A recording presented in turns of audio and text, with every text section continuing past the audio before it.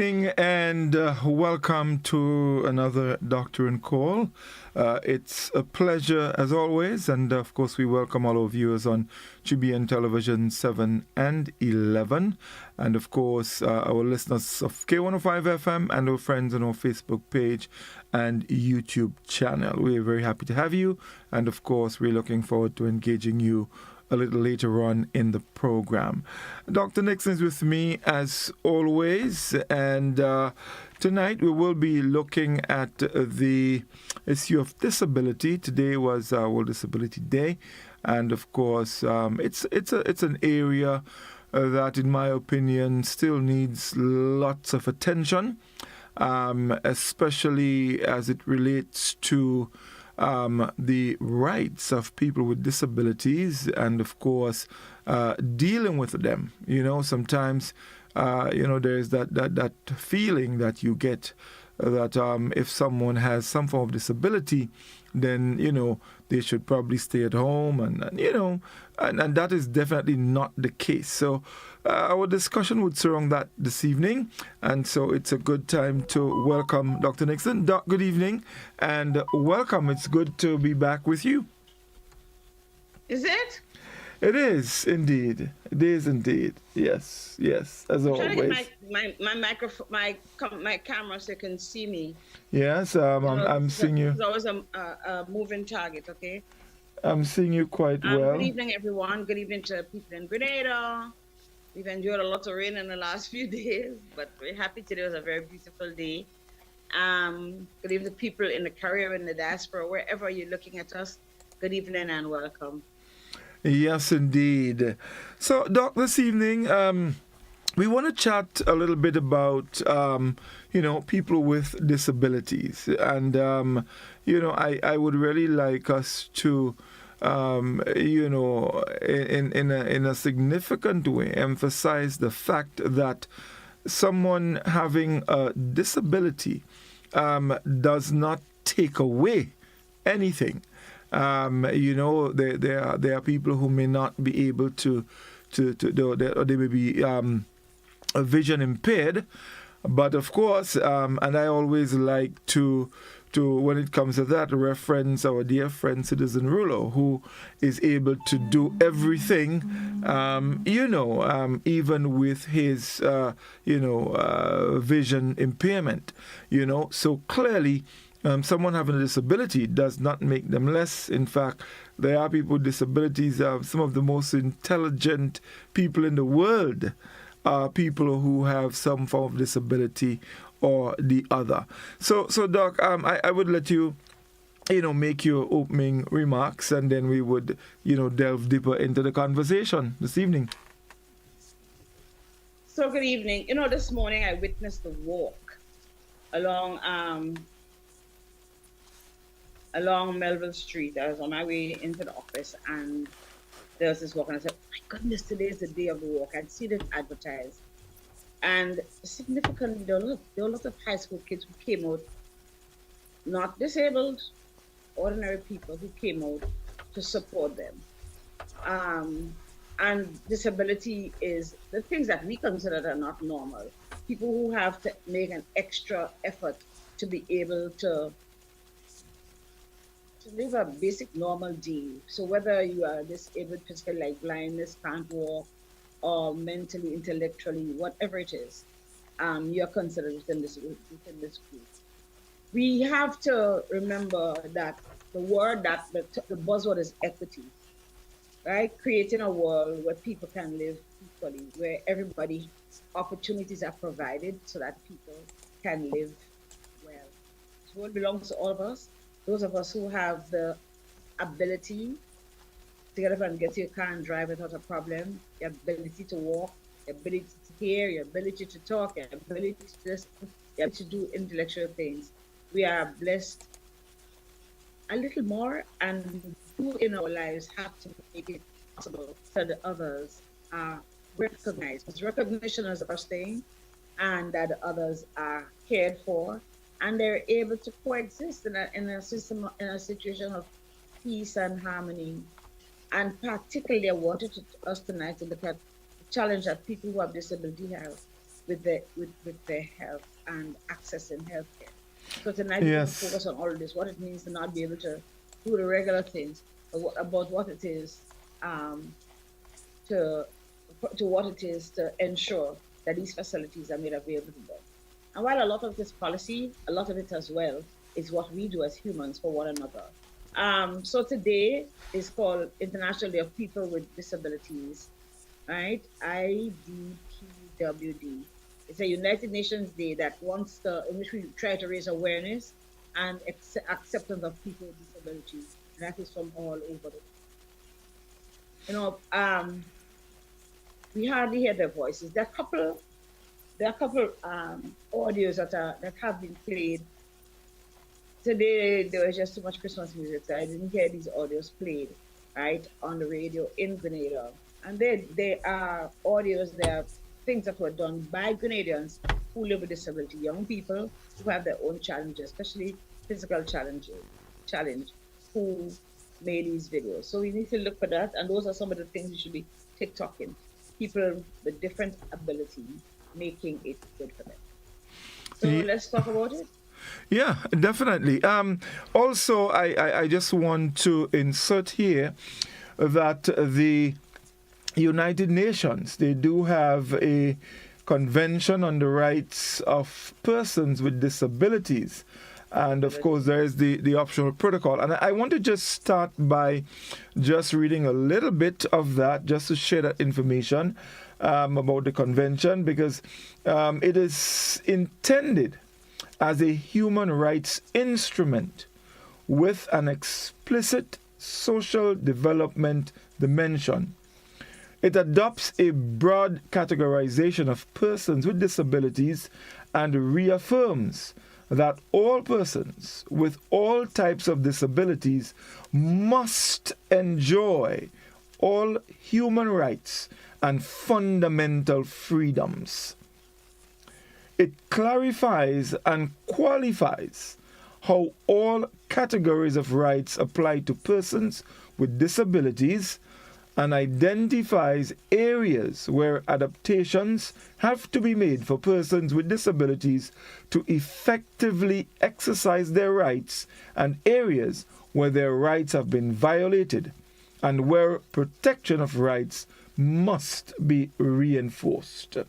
So, You know what I find most disenchanting, most alarming about that statement? mhm. And you know how I feel. Why in 2024, when I can look at us, how we talking, real time, people listening in real time, asking questions in real time, identifying, and if you're good enough and you have Google Map and all those things, you can forget exactly where I'm speaking from. There's technology that identifies everybody, technology that can go that it probably isn't even me.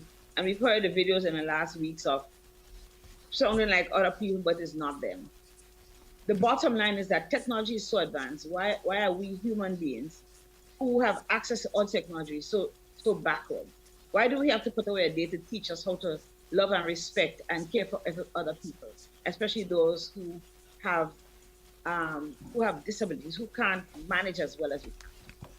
Why do we still have to be taught how not to stigmatize persons who are slower learners, not to abuse them, not to make sure that they come and sweep a yard and you give them $5 for working all day, or if you give them a plate of food to sit in the sun and have. How we treat people who can't fend for themselves, who are indefensible, and all the rest of it. How we as human beings make it so hard for them when it's easy, a lot easier. If we include everybody and recognize everybody as having the same human rights, as being every individual being a human being with its own rights, right? And working within the ambit of what we have, ensuring that everybody have access to whatever little resources our country we may have. Why in this time when technology is so advanced, right? Are we sitting here having to talk about such basic human behaviors that need to be practiced? But I mean, I could think about one simple answer to that, and there may be a lot more. Human beings are generally selfish beings, and so a lot of times, the powerful or the stronger ones, they use that strength to their best interest at the expense of the weaker ones. And we've always been that way. And those of us who believe in the Bible, that has been manifested ever since. Even within the animal kingdom, it is manifested. So there's always this sense of selfishness as it relates to strength and weakness. And I think this is probably the reason why you find that happening. So rather than someone who is stronger help someone who is weaker, it might be easier to further take advantage of that situation to further strengthen yourself or your situation. And that's very true. So there's a theme actually for this year. I had actually invited Michelle, and I hope she can join us. She is there's this advocacy group that advocates for all people, but they have a function tonight where there's a video that's going to be launched. Hopefully, one of these days we can share it here on the station. Should have been really launched across Grenada simultaneously. That there are just so many of us. Some people have mild disability, just mightn't hear so very well, or you might have profound disability where you need 100% care 100% of the time. You need to be fed, you need to be washed, you need to be moved, you need to be everything. You need to be made safe, you need to have food there for you, you can't learn, everything. So there's nobody here who doesn't know a disabled person. So there's a theme. It's called Amplifying the Leadership of Disabled People for an Inclusive and Sustainable Future. Amplifying the leadership of disabled people for an inclusive and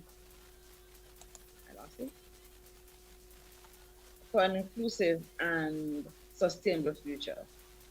So that's just making sure they have the leadership that's required to ensure that they have equity. I guess that's basically what it is, right? And it really underscores a critical message. As I said, disability inclusion is not only about social justice, not just about they deserve this too. It's more about how can we enrich and our entire society using everybody. Yeah.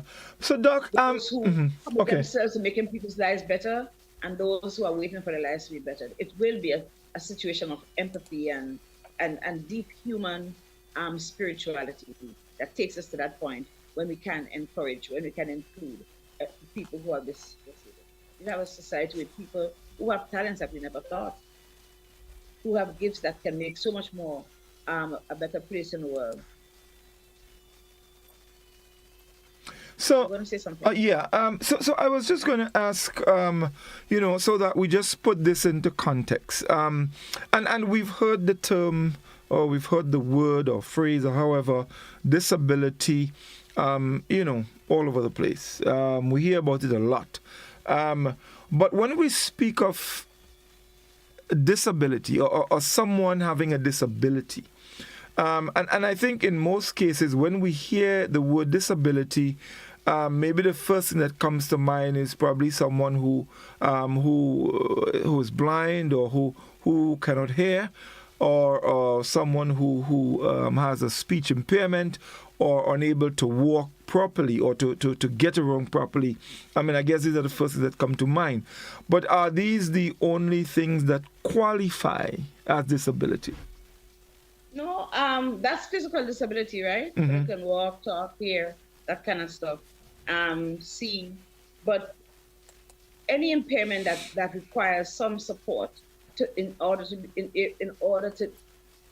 to live, to function within a normal society, may cause a disability. I may have my own disabilities, Mm-hmm. right? And it's just that it mightn't be as visual, right? But we can have in terms and using those other words. Um, it used disability is where a person is unable, have challenges in individual functioning, whether it be physical, sensory, how you relate to the environment around you, cognitive impairment, being able to participate, understand and participate in the world, intellectual impairment, people who have challenges learning. So it might be a slower learner, Mm-hmm. it might be a very slow learner, or it might be a non-learner, okay, of what is being taught, how of just being able to live in the world, okay. Mental illness is considered as an illness, and some chronic diseases, right? Um, you have asthma, it might impair you from running, having heart disease, having had a stroke as a result of having hypertension and stuff will create. But I'm sorry, my allergies drive me crazy Mm-hmm. tonight. So please forgive me for touching my face. Okay. Um, 15% of the world has some level of disability. So the 9 billion of us, right? There's one in every 100, 15 out of every 100 who have some level of disability, whether it is mild or severe, but Mm-hmm. it does cause some impairment. If I have fear of a body of water, of crossing a body of water, and in order for me to get from safety to from danger to safety, I Safety. Uh-huh. can't cross. That's a disability. Something as simple as that. Something that's going to make me safe. That's going to make me. I can. All I have to do is step over this little puddle of water to get. Yet that puddle of water is driving the fear of Mm-hmm. Jesus into me, or the devil, I should say, Mm-hmm. into me. It's a disability, Right. right? So it doesn't necessarily be the things like walking. Can I walk? Can I talk? Can I see? You know. Mm-hmm. But how I refer, if just seeing flashing lights create anxiety. Mm-hmm. Mm-hmm. It's as a mental illness, Right. and we've seen people panic in environments where why is she behaving like that? One person is having a severe sensory experience. What is coming to them? They're not receiving it, right? And it's not anything anybody has done. This is just how their brain responds to the Mm-hmm. environment in which they are, Right. and it could be quite disabling. Right. So let's say you're afraid of car horns and you have to go to town to work. If I drive on Melville Street, you have to blow your horn as you can't drive through. So you're in the bus going to the bus park and there's all this. It creates anxiety. Children with autism, right? They have a lot of sensory challenges. How they accept the noise and just the environment around them. How they accept people being around them. That's a disability. Because when it comes to going out and function, they might be quite intelligent, but they don't have the capacity to simply talk or to walk into a place with a lot of people or children running up and down because their body is responsive. It's responsive. Yeah.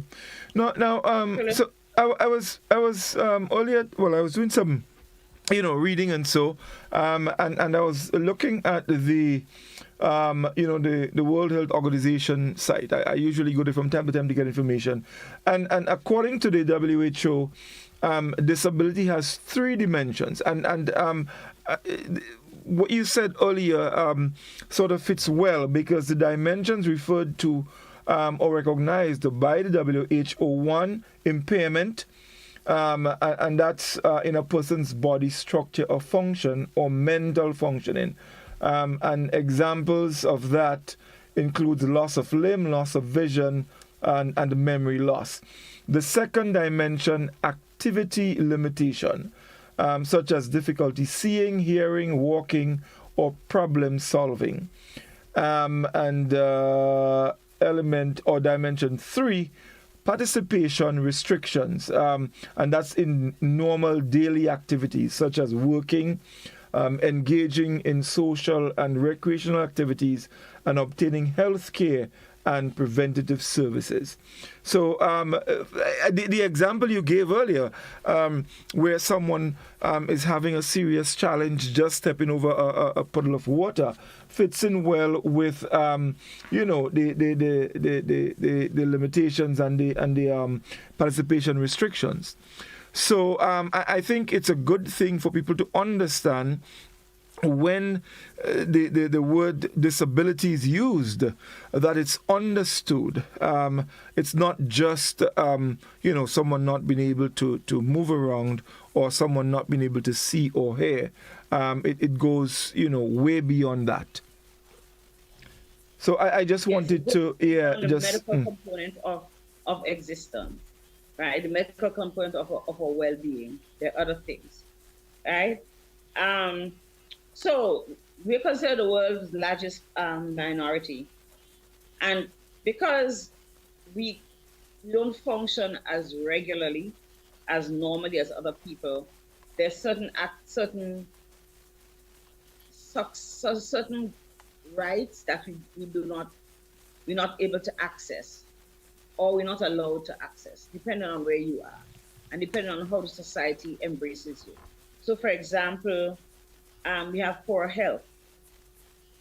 I remember as a teenager, us talking about, that's a long time, okay, people? But it's a long time. But I remember us talking about things like children who the parents have in the house. You remember? Growing up and Miss Mary have this boy who is disabled. He might have had something like cerebral palsy. What does she do? She keep him in the house. You don't even remember that child was born, right? And he's been there. The doctor doesn't get to see him. Whatever it is, you use home remedies. You have him hidden away. Even children today who you see high functioning children who have diseases who have conditions like Down syndrome, right? They were hidden away. They died earlier. In the past, people with Down syndrome died by the time they were 30 years, simply because there's certain inherent diseases that they develop. Problems of respiratory tract, especially the heart and blood vessels, hypertension, thyroid glands, all of those things happened, and they got ill and died. Now people with Down syndrome are living can live to up to 60 years in today's world, where we no longer hide our children with Down syndrome. They go to school, they're stimulated, they're allowed to function as far as they can. And we have seen children with Down syndrome who go out and work. You've seen people with Down syndrome in the media who are movie stars, right? Who are on television as broadcast people, as opinion makers, and all the rest of it. So it's a question of, are we going to allow people to attain their maximum potential, right? And are the people who have disabilities going to be stigmatized and put on the side, or are we going to include them? And that is what it is about, creating inclusion for people who have disability.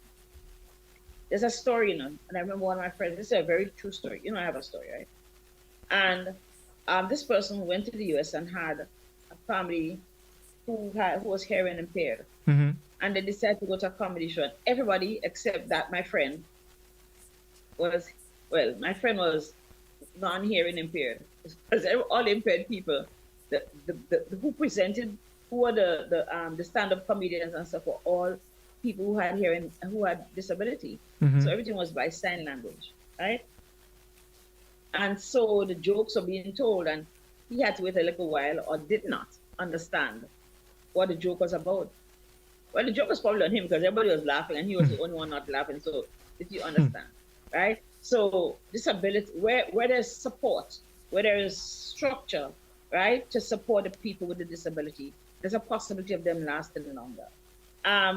Poor health, because because they can't say, we don't think, they can't express, or they don't, or some of us believe that they don't deserve.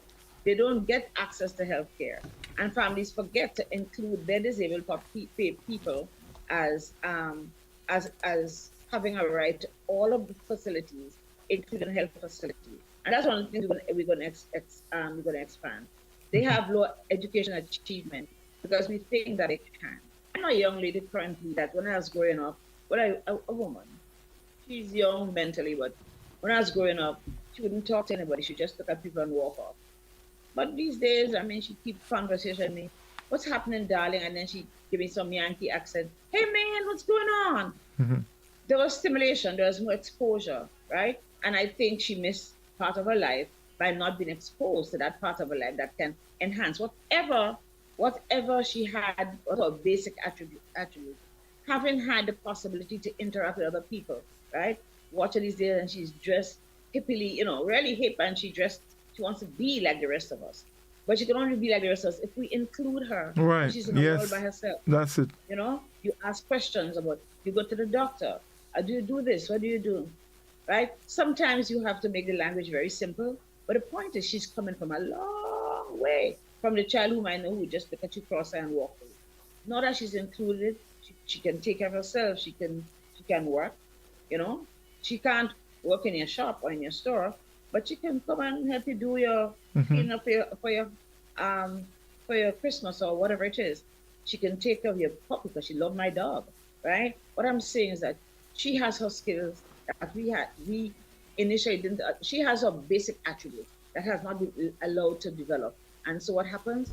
She kind of stayed back. Luckily for her, there's television that she probably watches a lot of. There's the internet, and her language skills are significant to me, right? Because she can tell me things. Sometimes she might be very concrete, but the bottom line is she has concepts, and she's able to transfer those concepts, her desires, things that get upset, express how she feels emotionally, and that's including people to be their very best. That's the equity part of it. So you provide facilities, you provide whatever amenities are required so that people who can't reach there can get there as far as they can get.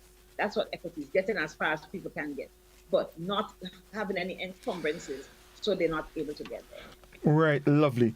As we have, so here's we have fewer economic opportunities, right, and higher rates of poverty, right, than people with disabilities, right?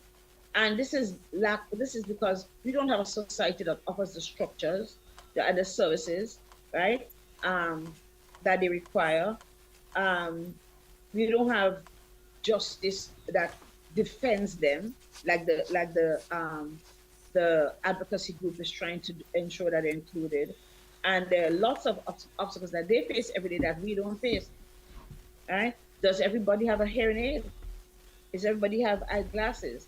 Do we have children who are born with hearing that can have that can facilitate help to get cochlear implants so their life? A cochlear implant is a thing that helps with severe deafness that they can help to understand. And you see it on TV every day.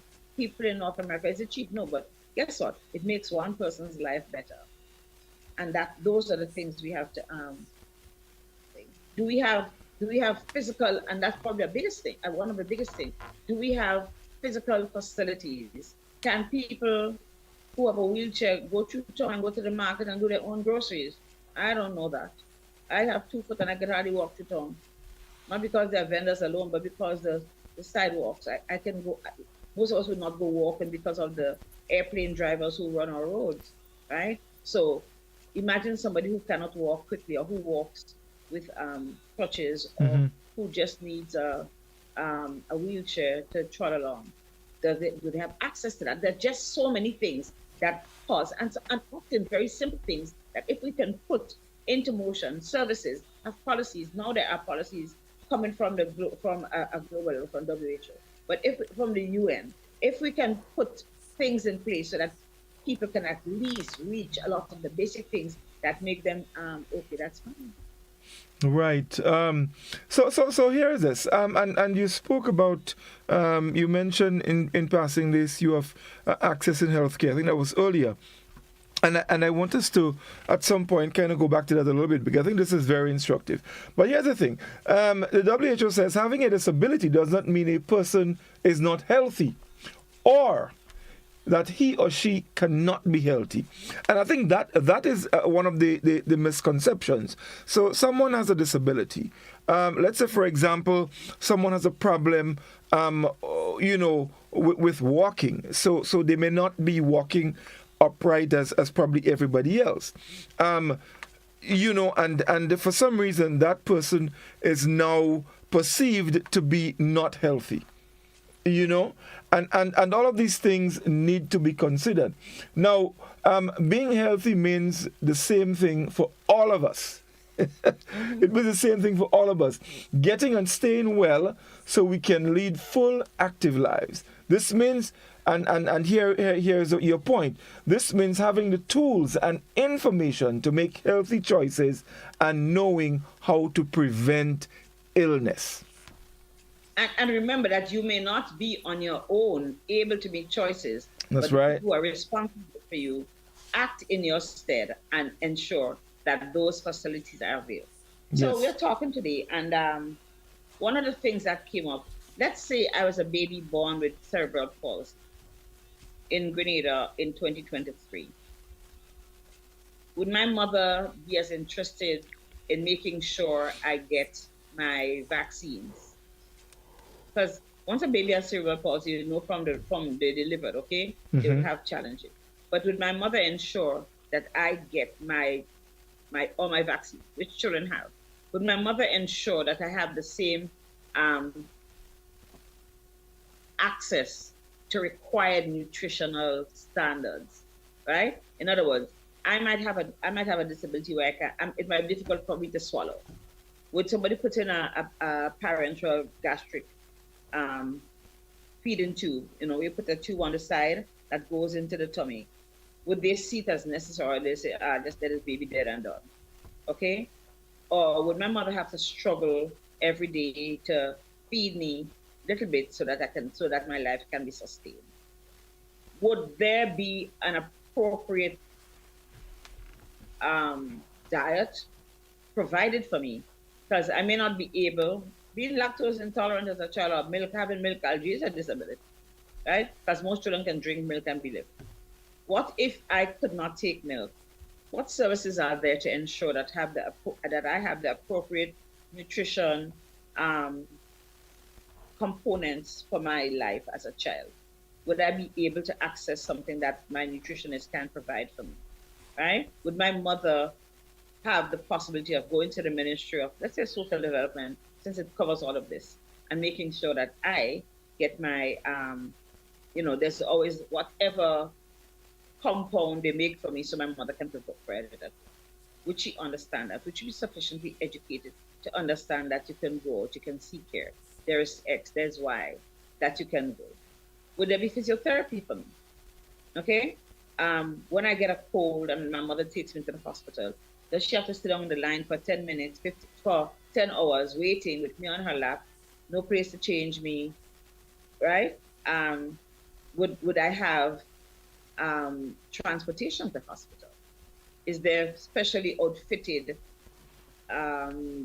vehicles that takes me to hospital, or takes me to school, or takes me anywhere? So all of the things that can enhance my well-being, my development, must be there, because we have to develop our society to be all inclusive, inclusive of everybody. Right. The statistics are showing, for example, that children with disabilities are 4 times more likely to experience violence than children who are not disabled. So children tease you, they push you, they do unkind things. It means, therefore, that the rest of the children must learn to respect the fact that I'm different and I require positive inputs from them, right? Not that you come and tease me and say you're ugly, or you're this, you're one eye, you're this, you're 1 foot. And our children do it because they don't understand. Are we, as parents, as citizens, as Christian populations, as people who believe in a higher deity, are we prepared to transmit to our children the things that are respectful, the things that are correct, the things that keep us as that shine out of us as good citizens? Would a mother who might be in the line allow a mother with a baby with a disability to go ahead first and pay for her goods in the supermarket, or just anybody at all. Those are the things that to consider. Um, are doctors willing to go to their homes, right, where mother doesn't have the facility for taking a disabled child to ensure that that child gets his regular visit, that he stays well, right? Those are the things. They seem simple, but they are crucial for people who cannot function as normal people. What if the mother is also a disabled person who can, yes, take care of the child, but there are other things, other intricacies that she's not able to manage. She doesn't understand the rules. She doesn't understand. Yes, you can go ahead. You can go down to the nursing station and call the nurse and ask her to come and look at the baby. How do you identify a fever? If your child has vomits twice, right? You might have, like I said, a baby who has cerebral palsy, maybe 2 or 3, but he's there. He's basically a small child who can't move on his own. How do you recognize when your child has a fever? Do you do the same thing as for a child who doesn't have a fever? Epilepsy is very common in children who have, that's what we call fits, very common in children who have intellectual disabilities and just who have had brain trauma at birth, in the birth canal, and even who have developmental challenges. And I talk about in the uterus who have had developmental challenges. Epilepsy is very common. Can we teach parents to recognize when your child is going to have are we there to ensure that the child always has medication that will prevent his seizures, or that will teach the mother how to feed his child so he doesn't choke and die? Maybe a child who's been in an accident, okay, or a person who's been in an accident. But I'm just talking about how do we ensure good health for our children? Are we going to teach our mothers how to exercise their children, okay? How to bathe and care for them so they don't have breakdown on their skin? Because often children with severe physical impairment, they just can't move, they just lie there, okay? The dental care, who takes care of that? All of those things are challenges with health in children who have severe impairment, okay? Right. We do have some facilities that facilitate children's learning. We have special ed school in Carriacou, and then there's one up in Victoria and one in the south. That's for children who can already, ambulate and get around.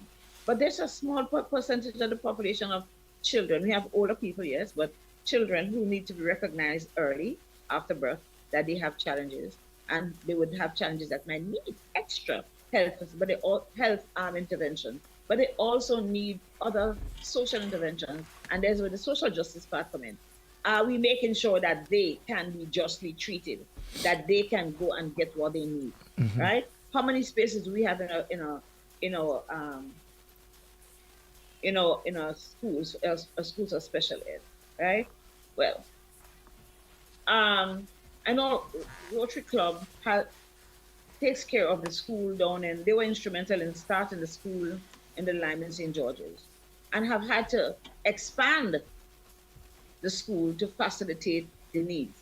But still, you never ever finish facilitating the demands for space so that our children can be educated to the maximum that they are able to do. Right? We would in the past, we put our intellectually, well, not even intellectually, just our disabled, sensory disability, children with autism. You have seen children with autism function very, very high, right? But they won't go and do common entrance. Now we're getting them into, and blind children who are visually impaired, right? Who are hearing impaired, are getting into our schools and doing well. The Jamaicans have a minister of government who is visually impaired, who has just done his PhD, and who is the biggest advocate for disability in Jamaica, okay? And this has been coming up. I remember a woman who lived in Jamaica who was a double amputee. I don't remember why. She may have been she might have been in an accident and lost her legs. Got a pair of, and she's sharing the story. She got a pair of prosthetic, artificial legs, right? Yeah. Prosthetic legs. And then one day, both her legs broke. Both of them had problems. So she took it to the repair shop, and then she reached home and she realized she can't get to her house because she had 52 stairs that she climbed up to go to her house every day. until she lost the support she had that made ambulation and going everywhere normal, until she lost that support system, she like, oh, I can't climb my stairs. I think she needs to call somebody to help her upstairs, where they're going to lift her or whatever they're going to do to get her up there, right? 52 stairs that she had been climbing every day, up and down, without recognizing it. Oh my God, this is 52 stairs, and this is a rental property. So she went and she took it because it was okay. She had access. Are we going to facilitate then that when a mother comes with a child or somebody is disabled after they've lost a leg and they're looking for a space to live and they need the ground floor because we don't have elevators or the step is really not good enough, right? Are we going to ensure that we have the empathy and the reasoning in our heart to make sure that, yes, I'm going to rent, or am I going to say, I don't want no one for people in my yard? Do you understand? I don't want no one for people in my place. I don't want this in my place. Right. We have to get to that point of empathy and understanding in order to make the world level, especially for people with severe disability. Right. You've said all of this, and you've steered it directly to where I wanted to go next, as it relates to people with disabilities, and I think that is a very, very important and serious area, the area of safety, and I'm sorry. Safety. Yes, and let me just share quickly. People with disabilities can be at a higher risk for injuries and abuse.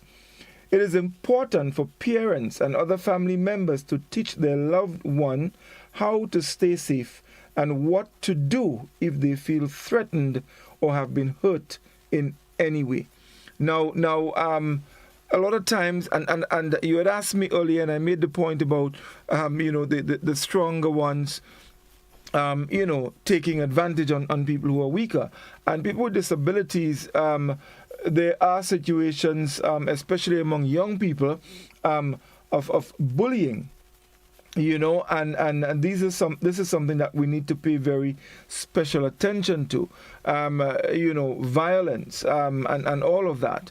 I have seen many times, heard of situations many times where people who, let's say, are homeless and are unable to in other words, they have a mental disability. They've been taken advantage of. They're teased, and all of these things happen. And it speaks directly to the safety of people with disabilities. Let's talk a little bit about this, Doc. So, as you spoke about that, I was thinking in particular of people with mental disability. Yes. Whether it's learning, being able to learn, that kind of stuff, right? But generally, how your mind functions. So we have a small population, very unfortunate, because I think we're too little, and everybody who lives on the street, which is not our cultural history, not part of our cultural history, has a relative or have somewhere that they come from. Hey, is Johnny that? Johnny boy is so dirty. Do you understand? Mm-hmm. The people who are disabled, who often are indefensible, right, are greater victims of violence, sexual violence. You see women who are mentally ill or mentally underdeveloped who become pregnant, not once, not twice, right? Gladstone Brown, Prime Minister of Antigua? Yeah, Gaston. Yeah. Wrote a touching eulogy to his mom, who had been mentally ill for a long time and who had been abused by many people, okay? Many people, and how he had to, as a child, defend his mother with intentions to violence, because that was also some of what she suffered, right? A lot of women who are mentally unwell, and even older people, are sexually violated by supposedly regularly functioning people. Yes. I'm not talking about mental health person, mentally ill person.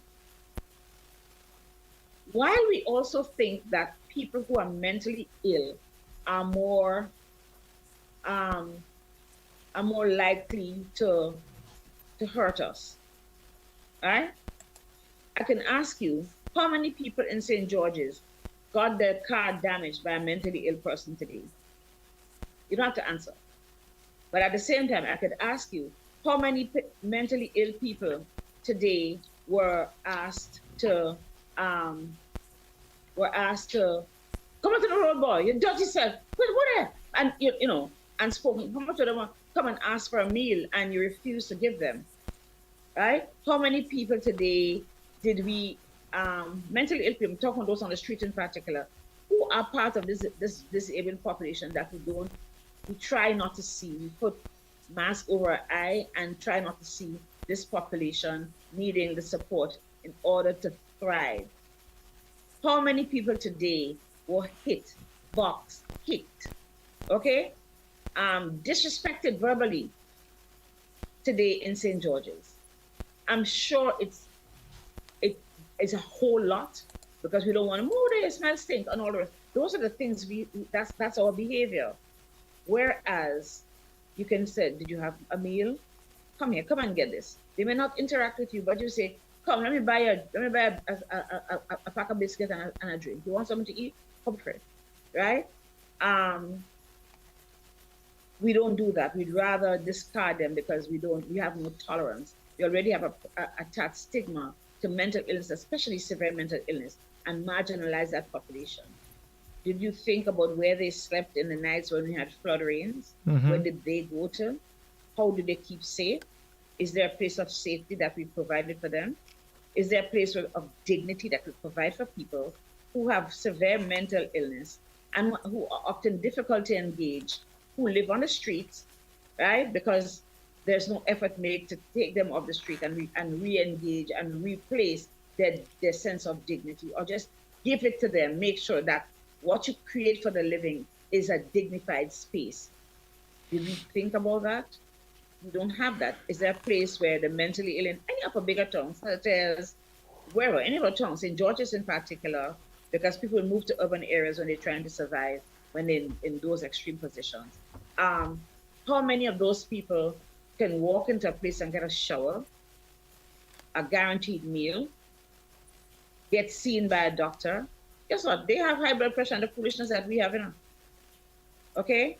Women need to get pap smears just like we do, just like regular women do, right? How many of them are given that? How many of them have access to the medications which can make a difference? We wait until they become uncontrolled, all right? And we take them up to Monge for a while. And when they have settled, they are let out onto the street. The truth is, we're not supposed to be putting people on the street without knowing where they're going to sleep tonight. That's a basic thing, a basic human right, a place to be sheltered, safe in the night. And there are countries whose hospital and health policies include not being able to discharge people to the street, right? So I want us to think again, especially when we think of the mentally ill. Can I take him to get his injection? Will I, as a physician, say to Johnny who walks over and listen, you need to come to my office. Every time I have a new month, come and I get medication and ensure they have medication. I've had to do that in other jurisdictions, okay, that are much bigger than this. And because I worked in a jail for a while, I was having to come to my office and people couldn't understand why. So I walk downtown and I get hugged by these dirty people and stuff. But guess what? I can go home and bathe and change my clothes, right? And there were facilities in the town where they can go every day and get a meal. A nurse was there. If they need to go to a doctor, they were taken to the doctor or to the hospital, the health center, wherever it is, right? Some of them could go every day to get their medication. But we have to ensure that they can access the same level of care because they have the same diseases. We see them in town sitting around, do they have diabetes? There's people on the street, right? It may not just be the mental illness, they may have severe physical illness that we haven't taken care of. Have they gone to the dentist? Have they had the right to go to the dentist? The other thing is, apart from the health thing, do we provide facilities for our children with disabilities to work? And also the mentally ill. There are guys who can work. They can come around town and Mr. John's store or stop when the day come, they take out the boxes and carry them to the garage. They come and clean and all the rest of it. We give them the money every day so they can live, or we ensure they have food and clothing, something. But what we're doing is restoring value and dignity to their lives, right? And if possible, not allowing that a life ever has a lack of this dignity and value. It is very important. Also, we've had schools like the School for the Blind and School for the Deaf who use special facilities to ensure that where these deficiencies exist, they can develop other senses, other abilities, so they can go and walk. They can talk. They can get a job. They can do other things. They can live a life. They can have a certain level of independence. How many of us will allow a person wearing a white cane, would even recognize somebody is carrying a white cane? How many of us will ensure that the person can cross or turn around and say, are you visually impaired, or are you blind? Whatever it is, can you see, or can you see well? May I help you cross the street? May I help you cross the street? I remember giving a guy a ride to work one morning, and he said, asked him where he was going. He said he was going to a certain place. He was going to town. He was actually going to the bus park. He was meeting somebody there. And I said, where do you want to get off? He says, just get me off at the pedestrian crossing. Then I can cross. I'll use a cane to guide myself, but I can cross safe. Because my responsibility is, once you come into my space, is to ensure that whoever is deposited is safe. Safe from being hit, safe from being robbed, safe from whatever it is. So we have to get to a state of national consciousness that there are people who can't function as easy as us. I felt a little disabled one day last week. I think it was Friday. I came downstairs and got out of the elevator. And I think the protocol is if somebody is in the elevator, you cannot move so that they can come out and you can go in, there can be space for them. And there's a young man standing in the middle of the elevator. So I stood, and the eye he gave me made me feel very disabled, like I really can't see where I'm going, or I can't walk out of the elevator. Because he was so angry. Didn't hear what he said. And I didn't want to have to go to confession after I finished with him, so I didn't say anything. The bottom line is that if I were visually impaired or physically impaired, is that how he would treat me? If my little autistic child came down in the elevator with me, would he allow her to run? She'd probably just run into him. What would he do to her? Right? So we need to educate our population about this 50% of our people who have a different way of existence and who require our support and our tolerance in order to be able to just survive often in this world. Right. And we have to push for policy. We have to push for facilities, and all the whatever amenities must be put into place to ensure that our disabled population can function as well as we can. Yes, adults also 1.5 times more likely to suffer violence. So you probably can ask Mr. Rollo. He knows what it is to be disrespected as a visually impaired person. And there are other people who can tell you how hard it is, or people who take care of them, right? And here the statistics are saying adults with mental illness, and I told you before, with mental health conditions are nearly 4 times at the risk of experiencing violence against them. Physically, you see stores already, you see everything, and nobody can give account. Nobody gives account, right, for what happened. So, Doc, I tell you what, we need to take a short break.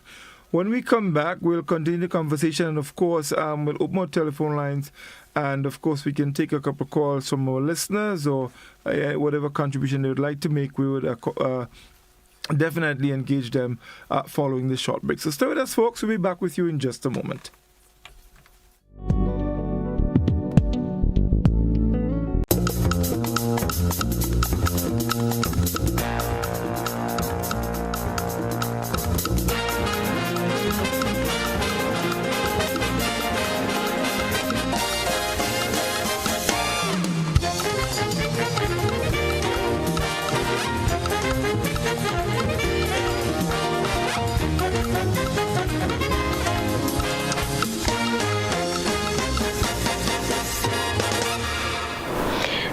welcome to the Super 6 draw presentation for this evening, Tuesday, the 3rd of December 2024.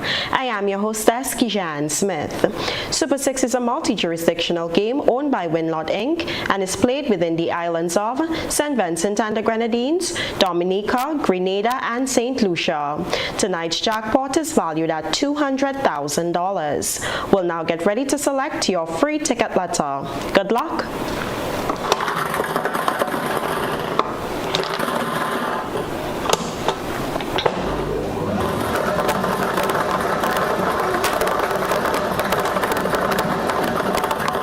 Your free ticket letter is L. Please stay tuned. We'll be right back with tonight's winning numbers.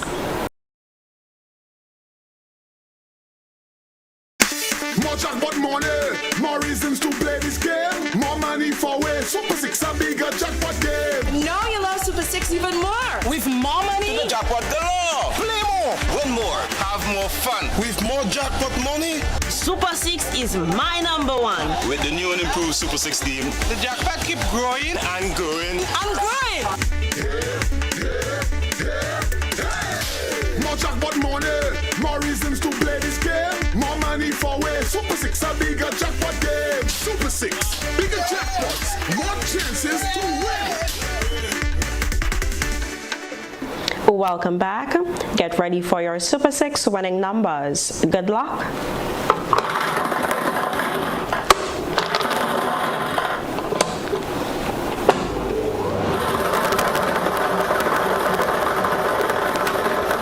The first number is 24. The second number is 8. The third number is 23. The fourth number is 28. The fifth number is 17. And the final number is 20. To recap, your Super 6 winning numbers are 24, 8, 23, 28, 17, 20. Your free ticket letter is L. Tonight's winning numbers were drawn under the supervision of an auditor from BDO. Please contact your relevant Central Lottery office for further information on the payment of prizes. Thank you all for playing responsibly, and remember, with Super 6 there are bigger jackpots and more chances to win. Our next Super 6 draw takes place on Friday, the 6th of December 2024. Until then, have yourself a wonderful evening.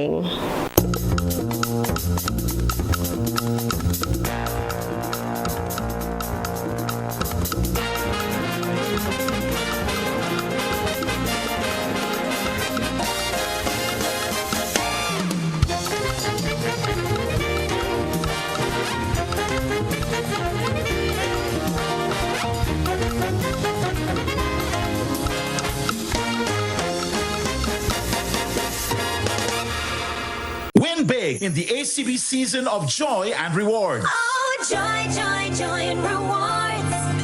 It's the season to enter and win what's yours. Have your loan payments wiped away for a year, bringing the joy of Christmas to you.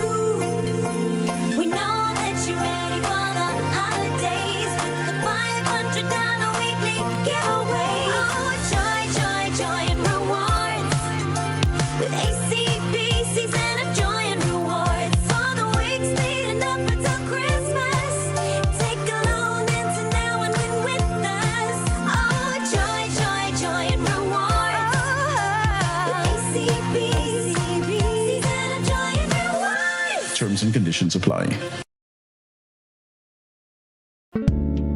Tourism is me, tourism is you, tourism is everybody, and tourism connects us all. Did you know that tourism generates revenue and foreign exchange earnings? Did you know it stimulates infrastructural development and facilitate cultural exchange among people? You must know tourism is linked to all industries, from agriculture to construction. So support the industry today and be welcoming to all our visitors. Tourism is my business, tourism is your business. Tourism is our business. Listen one and all. Tourism connects us all. A message from the Ministry of Tourism And the Grenada Tourism Authority. And so it begins. A journey like none other. Every moment has the potential to be unforgettable. Bring home a piece of the tropical green forest with every emerald. Capture the sparkling light of flawless water in a diamond. Make the sunrise and sunsets last forever. With precious colored gemstones, the essence of happiness is in our most precious memories. So, when it all comes to an end, bring home something that will last forever. Colombian Emeralds International. Bring home more than a memory.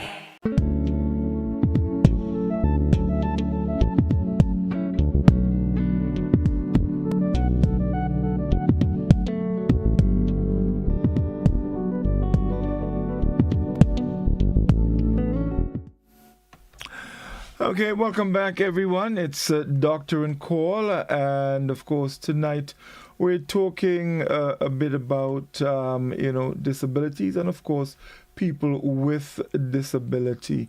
And we basically looked at a number of things.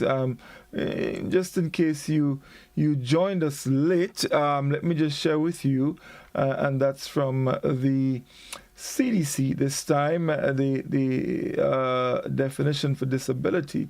A disability is any condition of the body or mind, and that's an impairment, that makes it more difficult for the person with the condition to do certain activities and interact with the world around them. There are many types of disabilities, such as those that affect a person's vision, their movement, their thinking, remembering, learning, communicating, hearing, their mental health, and also their social relationships. We also looked briefly at the 3 dimensions of disability: impairment, activity limitation, and participation restrictions. Now we want to talk a little bit about, and we've been talking about healthy living just before the break, and we spoke a bit about safety. Doc spoke about assistive technology, that is, the technology to help people with disability, basically complete their ins and out. This last segment, I want to look a little bit at transitioning and also finding support, which I think is almost, well, not almost, but it's important. So, Doc, one area that has to be considered in a very serious way when it comes to disability is the area of transitioning. So, for example, a child with a disability, the parent, excuse me, and the child have to, they would have to start thinking about transitioning. For example, depending on the disability that child may have, consideration has to be given to, let's say, for example, the child's education, going to school, and all of that. So can we speak a little bit about, excuse me, transitioning? And let me just open by saying that for some people with disabilities and their parents, change can be difficult. So planning ahead of time may make transitions easier for everyone.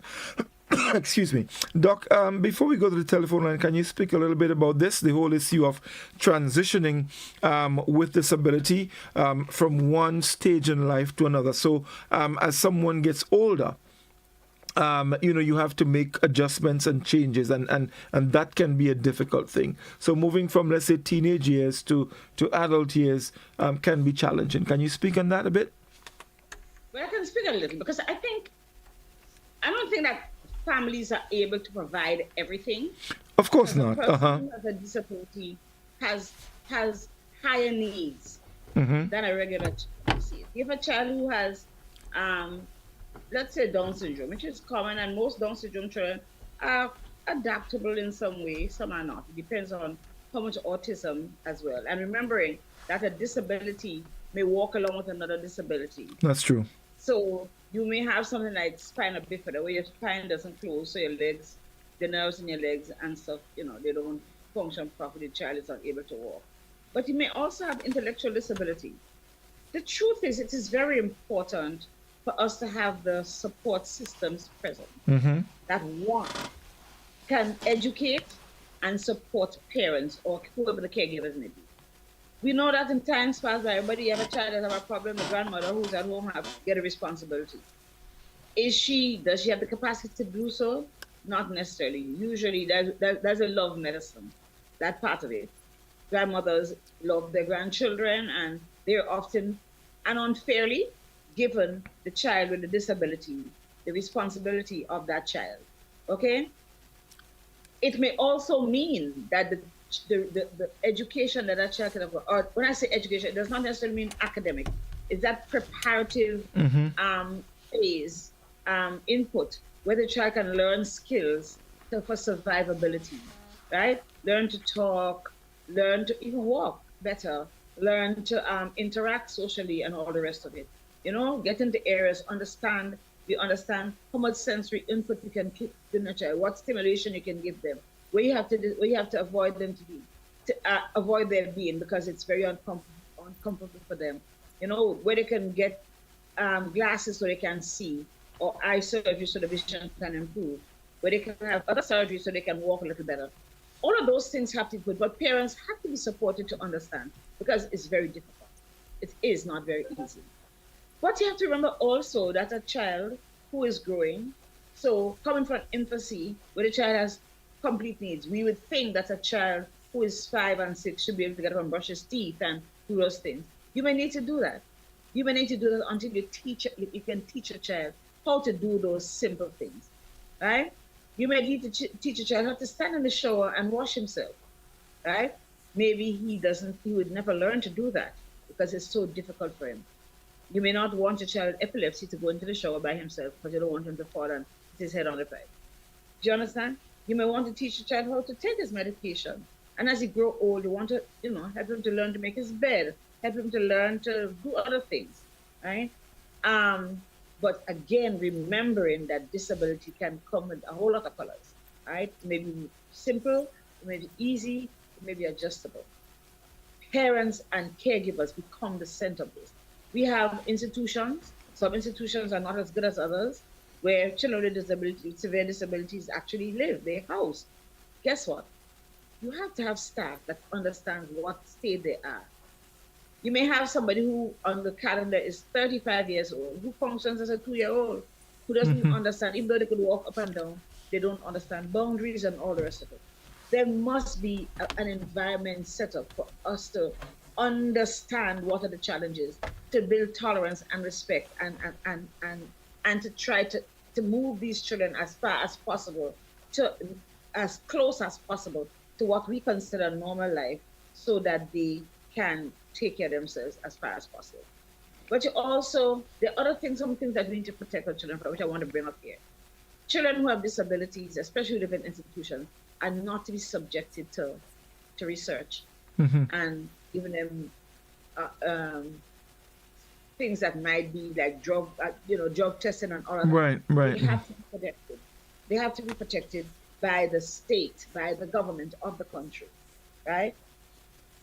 In giving children vaccines, which might be, let's say a child is a ward of the state, the head, sometimes the minister of health in some countries is who is responsible for taking the brunt of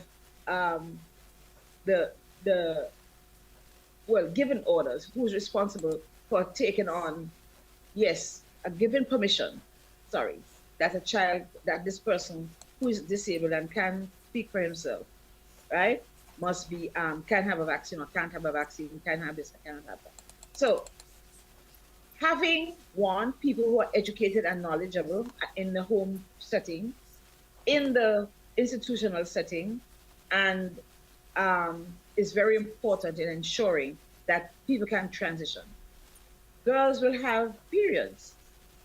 when they get to the adolescent age, most of the girls have periods unless they have, severe brain underdevelopment or else they will have periods. We need to protect them. We need to protect them from predators and they're everywhere, right? But you also need to ensure that their dignity is maintained, that they're not dirty and all the rest of it. They're not soiled and uncared for, right?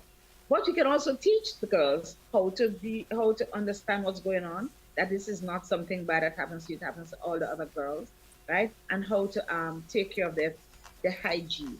It's very important, right? So transitioning is a thing that is going to have to be a part of not only families, but policy and input from higher levels to make sure that they can go through life, right? And they can be well adjusted and well protected and cared for. We have to screen all 35-year-olds for high blood pressure and diabetes, and make sure that is taken care of, especially in a family where there is diabetes, whether or not we know. They must have the same medical interventions for the most part, especially when it comes to primary care. And they should be participants in primary care on a regular basis. A child who has epilepsy should have his regular visits to his doctor so that he doesn't suffer more and more brain damage by having more and more epileptic seizures. Those are the things that we have to recognize. That we deal with people who are transitioning through life, like ordinary people for the most part, but who require bigger, larger, more sophisticated care, right? As they go through the life cycle, or more sophisticated support to ensure that they can participate. I hope that answers it. Right. Yes, indeed. So, folks, we have some time remaining. Not a lot, but our telephone line is open. If you have any questions you'd like to ask or you'd like to contribute, you can give us a call. The number is 435-2041. The number again, 435-2041. Let's go to the telephone. Doctor and call, good evening. Good evening, host and doctor. Yes, good evening. I'd like to find out how civil society could help, like you just mentioned, the government and the state speed up the support for universal health insurance and medicine to the seniors and the disabled children and transportation for the disabled children and seniors. Have a good evening. Okay, thank you very much. Doc, it's a policy question. I don't know if you can answer. Yeah, policy question. But I think what I call, and thank you for raising it, brings up as well is the fact that it's all of us business. It is. How can civil society help? It's all of our business. We have to contribute. We must recognize that there are people, whether it's in our communities, in our families, but certainly in our society, who require a lot of support in order to function at base, right? Can you contribute to food in the nursing homes, in the children's home? Do you know people who have access to mobility aids, right? Do you have a farm so you can say to this school, I'm going to bring food. I can give you X amount of food for the month. You have a supermarket, right? Can you, in your church, if you're a minister of religion, help to spread the message of tolerance to people with disabilities, right? Everybody have a disabled person in their church, regardless of how severe or how simple it is, right? How do we teach? How do we include these people? Sorry to say this, how do we include disabled people as to become part of the table, part of the dining table when we all go for communion? Can they be prepared? How do we include them? Those of us who have school, who are students, should be taught by our parents how to tolerate dance in schools. We should learn. We should embrace and show off in a good way, okay? And push for the well-being of our disabled students, right? We must ensure that all of us become part of it. And of course, we must advocate for the government, which is what we have, right? And we must advocate for for families also to take some responsibility. But government must ensure that we have this special population who requires a different level of care. It is a different level of care from people who are not disabled. So whether it's improving technology, ways that they can learn, whether it's ensuring that is insurance, as the speaker spoke, the caller spoke, that they must have first dibs to national health insurance, all of those things. All of us have to be aware. You must have awareness and then have the advocacy so that the people who are disabled can be included. We must show that they are important, but they are not as equipped as the rest of the population to ensure that equity is met. Mm-hmm, mm-hmm. Well, Doc, excellent indeed. And as we get closer to wrap up time, we have time for 2 more calls. But I based on the question that the caller asked, I would just like to share something from the convention again. In fact, it's Article 5 on the equality and non-discrimination. And 1, it says, states parties recognize that all persons are equal before and under the law and are entitled without any discrimination to the equal protection and equal benefit of the law. 2, states parties shall prohibit all discrimination on the basis of disability and guarantee to persons with disabilities equal and effective legal protection against discrimination on all grounds. And 3, in order to promote equality and eliminate discrimination, states parties shall take all appropriate steps to ensure that reasonable accommodation is provided. And 4, specific measures which are necessary to accelerate or achieve de facto equality of persons with disabilities shall not be considered discrimination under the terms of the present convention. And this is important here.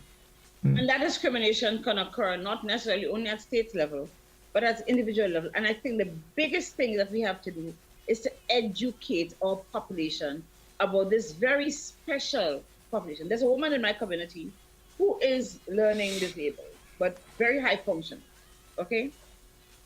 And years ago, I was on the bus. It's probably like 16 now, whatever. I'm on a bus coming into my community. I sit in front of the bus because I have long legs and I can't fit in with the back, and I felt very unfair because I'm not short as an Asian person. So the lady comes and there's a woman sitting behind the driver, and this person is quite short, a person with disability, somebody who I've known all my life. She's sitting in the seat behind the driver. There's a woman next first, right at the window, then and then they put somebody else, and then the conductor comes in. I'm sitting in the front with one other person.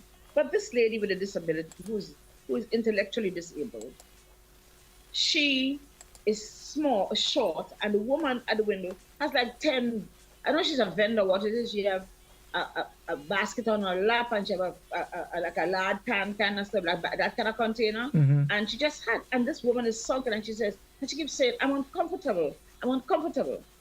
Eventually someone got up in Mount Gay, and it was easier. You think, in River Road. And then in Mount Gay, somebody comes into the bus, right? And they put back the person, and you can hardly see her. And she said, "Why do you keep jamming up?" And for the whole road, she's complaining. Neither the driver, nor the thing, nor anybody else said anything. But like I tell you, I know her very well. And when she got on the bus, I said to the driver, "Why did you not do something about this?" He said, "You guys are out of order." He looked at me. But I said, "I don't care who she is." Well, first of all, you kind of owe her a free ride or two, because I said, "Why is it that she and I are paying the same $2.50, yet she has to complain all the road?" And the reason was just disrespect and disregard because she has a disability. We have to raise our voices, right? We have to be advocates for people who don't have an easy adjustment to life, who don't have the ability to go through life without encumbrances as much as we do, because they have, or they are missing something in their being that doesn't allow them to enjoy equity. We have to be each other's keeper. We have to recognize that everybody has the same right? We have to make sure that everybody has the same access to food, the same access to medication, the same access to education, the same access to being able to listen to pan music, right? To be able to go onto the beach, and if they want to learn to swim, and whatever it is, right? We must ensure that all of these things are people who don't have the right. I'm sorry, that's my phone ringing. I can't help. Right? We must ensure. Sorry. We must ensure that we become the voice and the assistance for these people who can't do it for themselves, who don't even understand what it is they're missing that doesn't make them like everybody else, but who are placed in a back position that says, no, you're not like us, we don't have the same rights we do. We're very wrong. And this is something you have to keep talking about. And so I really want to applaud Michelle Brathwaite and the advocacy group for taking on this whole thing. Michelle has worked with the hearing impaired for a long life. She's a sign language teacher. And those are things skills we can advise, we can learn sign language, so we can communicate with somebody. I'm sign language dumb, okay, and I'm uneducated, because I should have that in as part of a skill when I have to deal with people who are disabled, right? I should know how to deal with my people who have hearing impairment. I should know how to deal with an autistic child in my office. I should know how to deal with somebody who is mentally ill. I should know how to do all of those things as a physician. And all of us as physicians need to understand that we have to be able to give those persons who are considered disabled good care, to ensure that they can be as well as they can, right? And we must not have prejudices, because we, the people who give care, are the ones who start stigmas in people, especially who have health disabilities. Mm-hmm. So it's a big thing. It's not, we're going to have to be a brother's keeper in all of this. And we must know, sometimes our children don't do well in the other schools.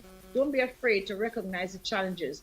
We must ensure that, first of all, that systems are set up to evaluate our children, to make sure that if they're hearing impaired, they can't